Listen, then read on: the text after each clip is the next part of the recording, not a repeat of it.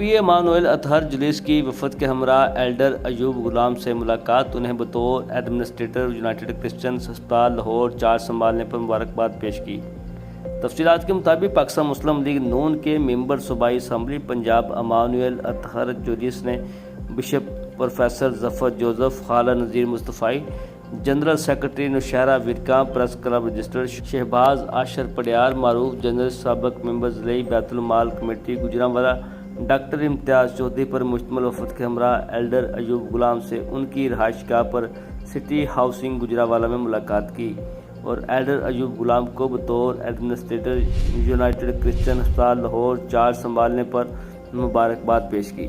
Elder Ayub गुलाम ने MPA Punjab Emmanuel Athar जुलूस और उसके साथियों को एजाज़ में ज़ोराना भी दिया और एल्डर अयूब गुलाम ने बताया कि यह अस्पताल 125 कनाल और 400 बेड पर मुश्तमिल है, जिसमें तमाम जनरल डिपार्टमेंट है। एल्डर अयूब गुलाम 2 मरतबा कौंसलर बल्दिया कामों की और मेंबर ज़िला कौंसल गुजरांवाला भी रह चुके हैं।